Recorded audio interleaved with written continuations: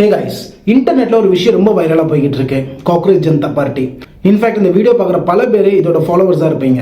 வெறும் 5 நாள்ல கிட்டத்தட்ட 21 மில்லியன் ஃபாலோவர்ஸ். ஸோ இது வந்து ஒரு பொலிட்டிக்கல் பார்ட்டி அந்த மாதிரி எதுவுமே கிடையாது. ஒரு தனி ஒரு நபர்னால உருவாக்கப்பட்ட ஒரு பேஜ்.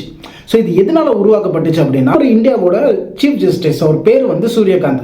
இவர் வந்து ஒரு ஸ்டேட்மெண்ட் கொடுக்குறாரு. என்ன சொல்றாருன்னா, இந்தியாவோட அன்எம்ப்ளாய்டு யூத் எல்லாமே ஒரு காக்ரோச். நார்மலா இந்த ஸ்டேட்மெண்ட் மட்டும் ஜஸ்ட் வெறும் கேட்டுக்கிட்டு இதை அப்படியே ஃப்ரீயா விடாம யூத் காக்ரோச்னு சொன்ன ரீசன்னால அபிஜித்ங்கிற ஒரு தனி நபர் இன்ஸ்டாகிராம்ல ஒரு பேஜ் உருவாக்குறாரு, காக்ரோச் ஜனதா பார்ட்டி.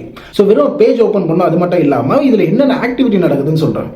இந்த பேஜ்ல என்ன பேசுறாங்க அப்படின்னா, அன்எம்ப்ளாய்மெண்ட், எக்ஸாம் பேப்பர் லீக் ஆன விஷயம், லைக் இன்ஃப்ளேஷன்ஸ், இதை தாண்டி காமன் மேன் வந்து ஃபேஸ் பண்ற விஷயங்கள். ரீசெண்டா ஒரு வீடியோ ஆட் பண்ணிருக்கு, ஒரு பெட்டிஷன் ரைஸ் பண்ணிருக்காங்க. என்ன பெட்டிஷன் அப்படின்னா, ப்ராப்பர் எஜுகேஷன் சிஸ்டம் நம்மகிட்ட இல்லாத காரணத்தினால எஜுகேஷன் மினிஸ்டரா ரிசைன் பண்ண சொல்லியிருக்கு. ஒரு கவர்மெண்ட் அகேன்ஸ்டா, லாக் அகேன்ஸ்டா ஒரு விஷயம் நடக்கும்போது கவர்மெண்டே இந்த காக்ரோச் ஜனதா பார்ட்டியை வச்சு பயப்படுது.